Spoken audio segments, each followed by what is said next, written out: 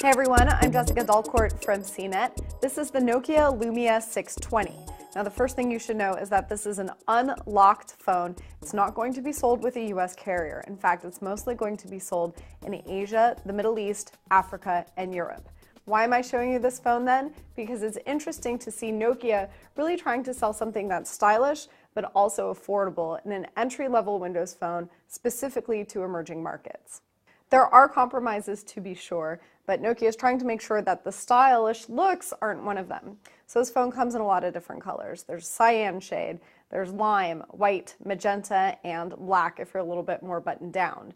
Interestingly, the finish kind of has this gauzy quality, not like what we're used to seeing on the other Lumia devices. The reason is because there's sort of like an interior layer of color and then this external layer. So it almost looks like there's an extra cover on top of it, but it's actually all just one back panel.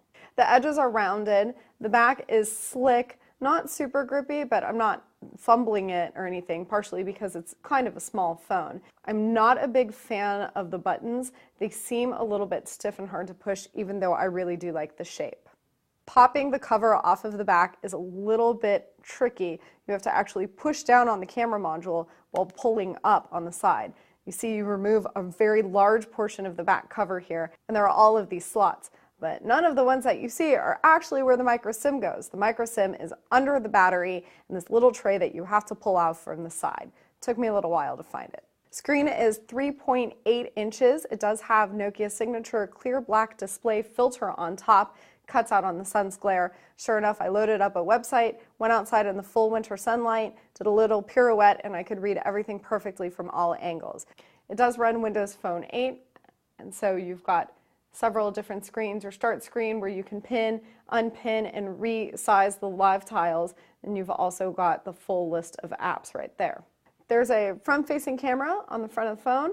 There's a rear-facing 5-megapixel camera on the back with flash. In terms of other features, you do have NFC and Bluetooth on here. There's no wireless charging. In terms of the other specs, you're not going to find anything too stellar, and that's deliberate because they are trying to come out with an inexpensive phone. 8 gigabytes of onboard storage, but you also have 7 free gigabytes of storage through Microsoft's SkyDrive, that's cloud storage. And if you've got a micro SD card, you can actually hold up to 64 extra gigabytes on this phone.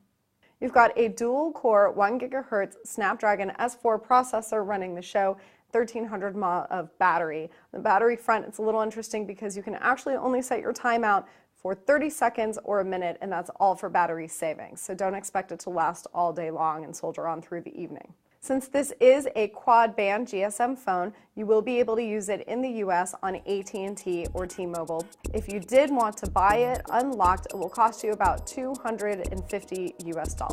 I'm Jessica Dalcourt. This is the Nokia Lumia 620. You can read my full review at cnet.com.